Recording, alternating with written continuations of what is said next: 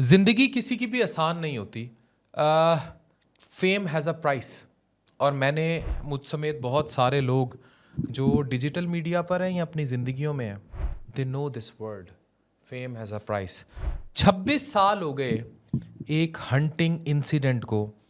सलमान खान एक मूवी की शूटिंग कर रहे थे, हम साथ साथ हैं मुमकिना तौर पर, और वहाँ काले हिरन मार दिए। अब वो जो काले हिरन का शिकार हुआ वो बिश्नोई एक कबीला है, उसके लिए बड़े मुकद्दस माने जाते हैं।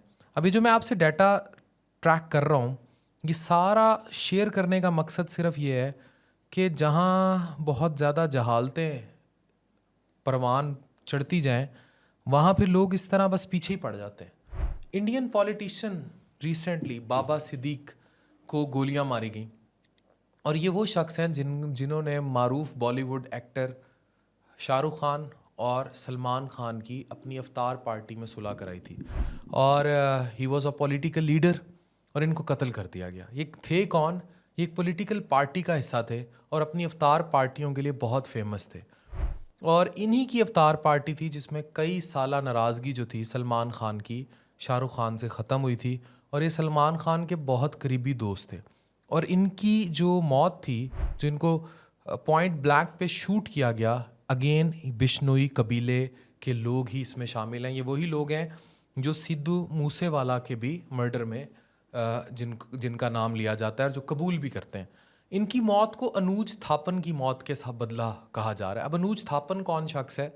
बेसिकली कई साल पहले जब ये काले हिरन के शिकार का वाक़या होता है, तो सलमान खान को उसके बाद मुसलसल माफ़ी के लिए कोई इनका टेम्पल है जिसमें कबीला फोर्स करता है कि वहाँ आके माफ़ी मांगें, और अगेन वही एक जहालत से भरे हुए ट्रेंड्स हैं, और वो उसने अभी तक वो नहीं किया, तो मुसलसल इनकी जान को भी थ्रेट दिया जाता है। तो अनुज थापन का ने 14 अप्रैल को सलमान खान के घर के बाहर फायरिंग की थी, और बाद में इसको अरेस्ट कर लिया गया था और इसने जेल के अंदर सुइसाइड की थी।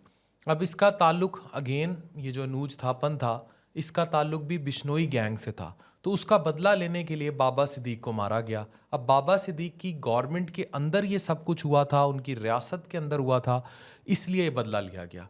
और बिश्नोई गैंग की तरफ से कहा गया कि सलमान खान को सपोर्ट करने वाले हर शख्स का वो यही अंजाम करेंगे। दुश्मनी वही है।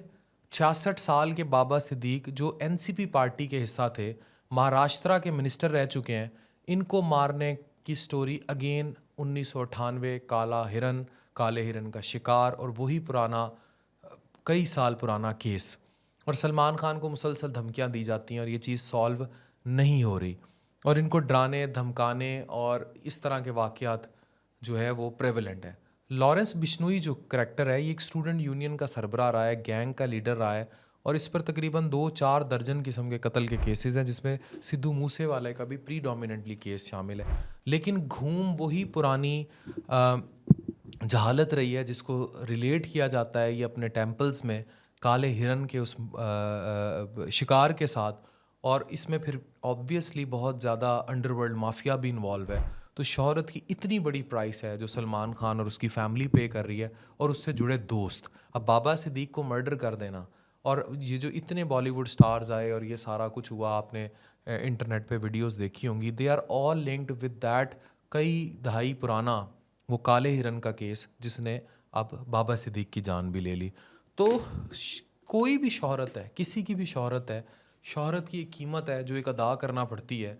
लेकिन अगेन इस शोहरत में जब जहालत रल जाती है और लोग लोगों की ज़ाती ज़िंदगियों में इस तरह अमल दखल करने लग जाते हैं, तो फिर अल्टीमेटली फ़ेम गेम शुरू होती है, और उस फेम गेम का खमियाजा सलमान खान समेत हर वो शख्स भुगतता है जो कहीं ना कहीं मेहनत करता है और शोहरत हासिल कर लेता है। Thank you very much.